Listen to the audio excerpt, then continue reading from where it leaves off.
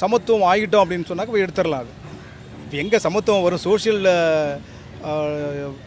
மக்கள் வந்து சோஷியலாக எப்படி எல்லாரும் பழக முடியுது அப்படிங்கிறத வச்சு தான் அது வந்து இருக்கணுமா வேண்டாமான்னு தெரியும். ஆனால் என்ன எனக்கு தெரிஞ்ச வரைக்கும் இன்னும் அது இருக்கணும் தாங்கிறது என்னுடைய பாயிண்ட். வெறும் டவுனில் இருக்கிற மக்களே பார்த்துக்கிட்டு நம்ம பேசிகிட்டு இருக்கோம் ஒழிய கிராமங்களை வந்து போய் பார்த்தாக்க தான் அந்த குழந்தைங்கள்லாம் எவ்வளோ கஷ்டப்படுறோம். அட்லீஸ்ட் ஒரு வீட்டுக்காவது ஒருத்தங்களாவது வேலையில் இருந்தாங்கனாக்க இந்த பாவர்ட்டி இது எல்லாமே நம்ம ஆகிடும். நீங்கள் நம்ம நினைக்கின்ற அந்த சமூக சிந்தனைகள், சமூக ஈக்குவலைசேஷன் எல்லாமே சரியாயிடும். மக்கள் எல்லாம் பொருளாதாரத்தில் முன்னேறணும். பொருளாதாரத்தை முன்னேறுகின்ற போது அவங்களுடைய ஸ்டேட்டஸ் முன்னேறும். ஸ்டேட்டஸ் முன்னேறும் போது எல்லோரும் என்ன பண்ணுவாங்கன்னா ஈக்குவாலிட்டி வந்துடும். அது இது இடஒதுக்கீடு வந்து நிச்சயமாக மக்களை முன்னேற்றம் கடைசியில் வந்து நடுநிலைமை கொண்டு வந்துடும். அதுக்கு உண்டான தலைவர்கள் நமக்கு வேணும். 100க்கு 18% வர்றது, 17.5% வர்றதே மக்களால் ஒத்துக்க முடியல. வேற ஒன்றும் கிடையாது. வேறு யாருடைய உரிமைகளையோ யாருமே எடுத்து அவங்களுக்கு கொடுக்கல. 100 பேர் இருக்காங்க, 18 பேர் கொடுக்குறாங்க. கவர்மெண்ட்டில் கொடுக்குறாங்க போது ப்ரைவேட் செக்டரில் கொடுக்கல என்ன இருக்குது? கவர்மெண்ட் இஸ் ரன்னிங், ப்ரைவேட் செக்டரில் மட்டும் ஏன் என்ன ஆகாது? இந்த ரிசர்வேஷன் இருக்கிறதுனால என்னென்னா நிறைய பேருக்கு வந்து அது ஒரு தாழ்வு மனப்பான்மை நினைக்கிறாங்க. அந்த தாழ்வு மனப்பான்மையில் வந்து அதை அகற்றணும்.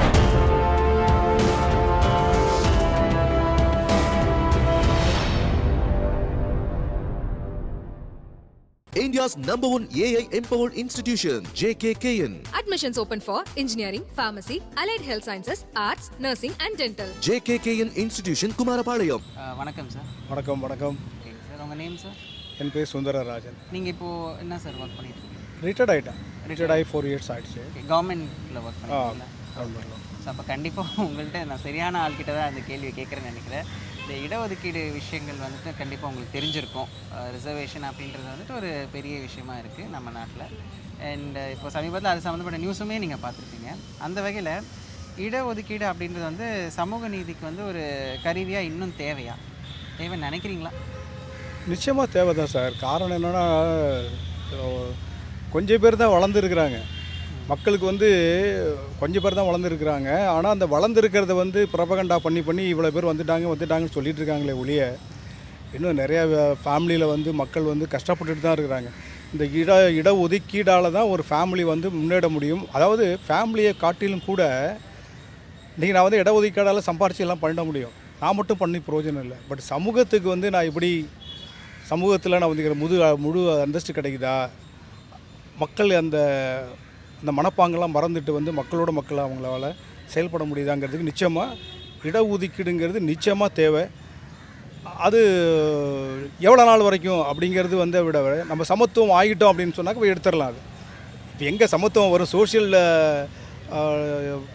மக்கள் வந்து சோஷியலாக எப்படி எல்லாரும் பழக முடியுது அப்படிங்கிறத வச்சு தான் அது வந்து இருக்கணுமா வேண்டாமான்னு தெரியும். ஆனால் எனக்கு தெரிஞ்ச வரைக்கும் இன்னும் அது இருக்கணும் தாங்கிறது என்னுடைய பாயிண்ட். ஓகே, இடஒதுக்கீடு முறையில் வந்து என்னென்ன மாற்றங்கள் வந்தால் நல்லாயிருக்கும்னு நினைக்கிறேன்?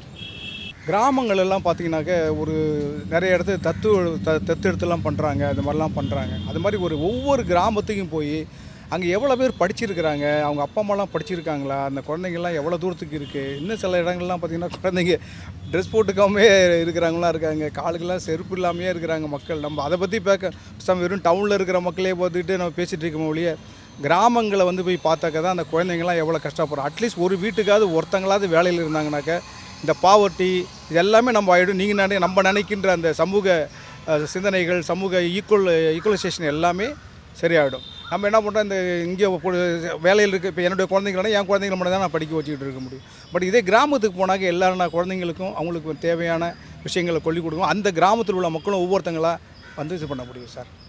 அதனால் இந்த மாற்றங்கள்லாம் கிராமத்துக்கு போய் பார்க்கணும். பார்த்தா தான் தெரியும். இன்னும் நிறைய ஊரெல்லாம் பார்த்திங்கன்னா பஸ் வசதியே இல்லை. அவங்களாம் பஸ் வசதியே இல்லைங்கும்போது டீச்சர் வரதே அந்த ஊருக்கெல்லாம் கஷ்டமாக இருக்குது. பழக்காலங்கள்லாம் டீச்சர் வர முடியாது.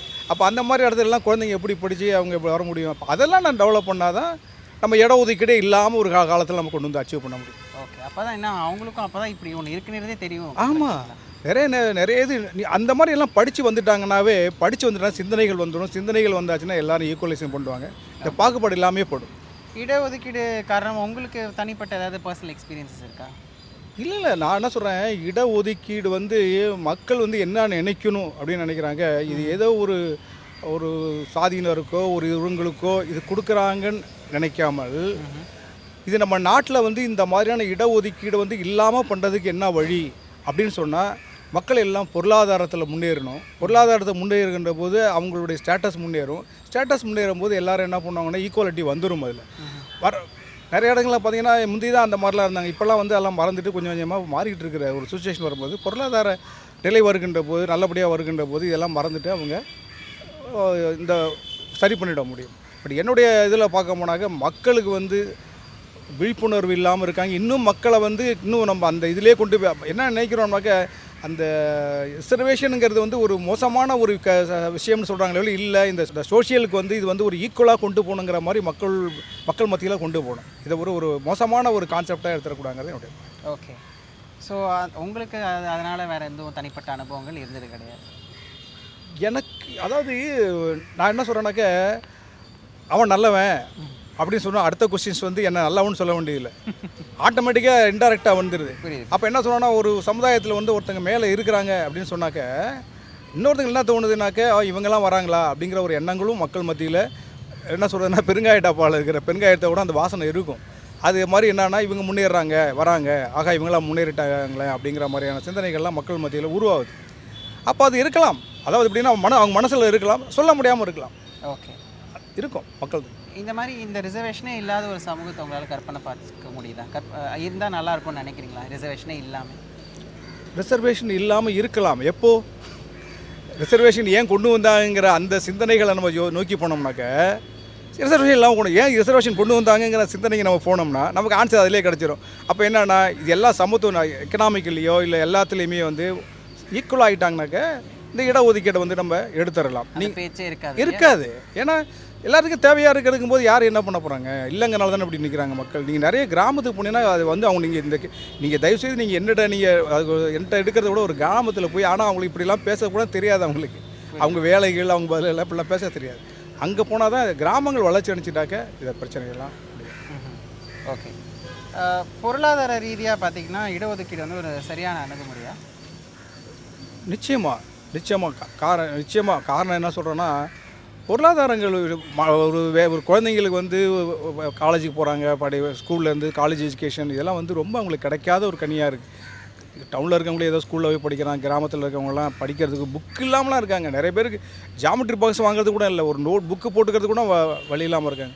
அவங்கெல்லாம் வீட்டில் கஷ்டப்பட்டு உழைச்சி தான் அவங்களுக்கு எல்லாத்தையும் கொடுக்குறாங்க. பட் அப்படி இருக்கின்ற போது இது இடஒதுக்கீடு வந்து நிச்சயமாக மக்களை முன்னேற்றம் கடைசியில் வந்து நடுநிலைமை கொண்டு வந்துடும். அதுக்கு உண்டான தலைவர்கள் நமக்கு வேணும், அதை சிந்திச்சு பார்க்குற தலைவர்கள் நமக்கு வேணும். இல்லைனாக்கா அது இப்படியே இல்லை கடைசி வரைக்கும் இந்த இதை விட வச்சுக்கிட்டே நம்ம காலத்தை தள்ளுவோம், அவங்களுக்கெல்லாம் இப்படியே ஓட்டிகிட்டு இருக்கலாம் அப்படின்னு நினச்சாக்க முன்னேறாது. இடஒதுக்கீடு வந்து பெரும் சமூகத்தினர் இருக்காங்கல்ல, அவங்களுடைய முன்னேற்றத்தை வந்து அளவிட என்னென்ன அளவுகோல்களை வந்து நம்ம வந்து பயன்படுத்தலாம்னு நினைக்கிறீங்க?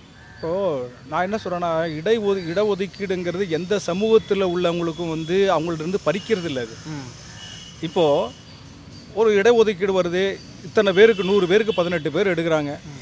அந்த 100 பேருக்கு 18 பேர் மட்டும்தான் எடுக்கிறாங்க. அந்த மீதி இருக்கிறாங்களே அந்த மக்கள் அவங்கள்ட்ட எதுவும் போடுங்களே.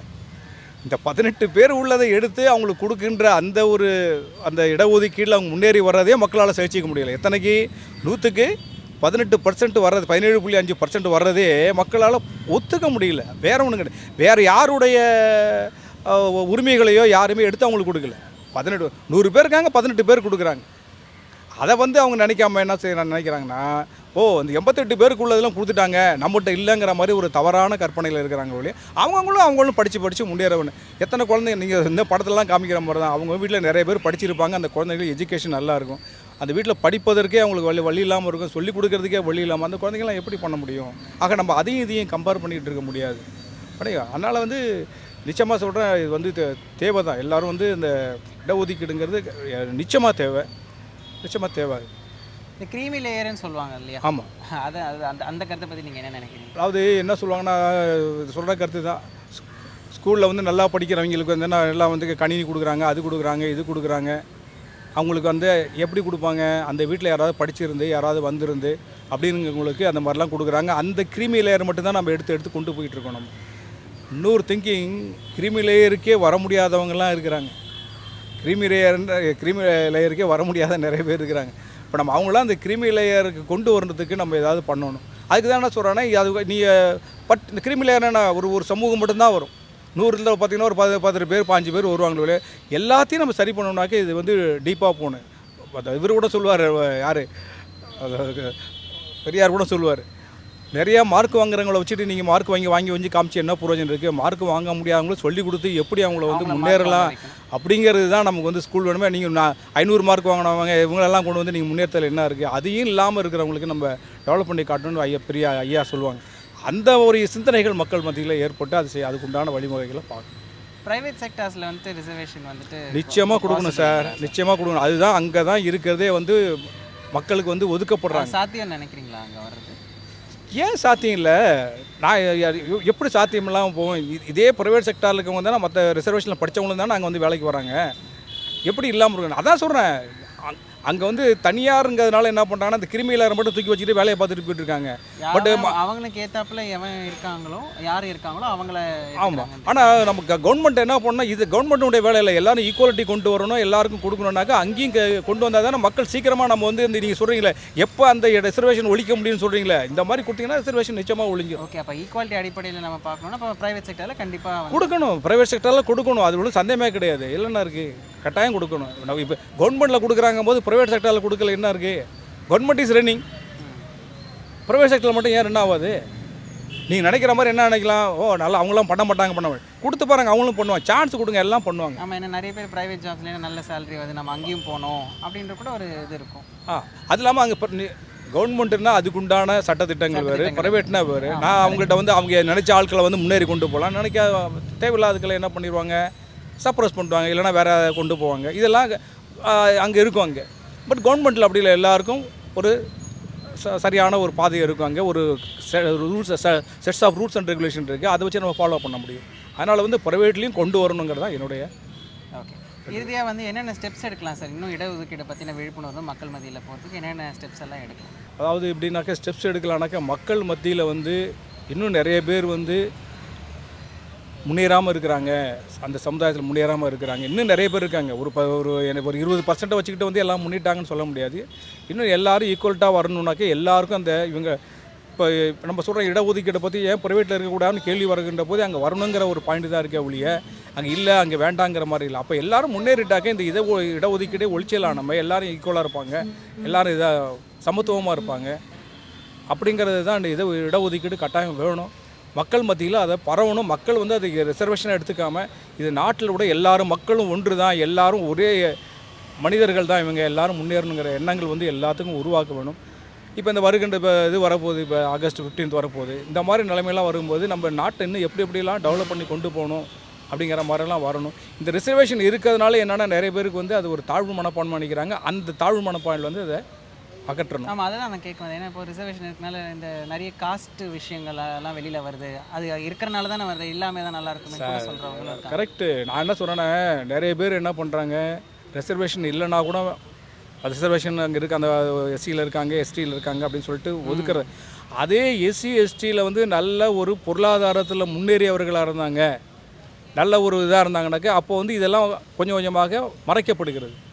இது வந்து இதுக்கு வந்து பெருசாக எடுத்துக்கிறது இல்லை.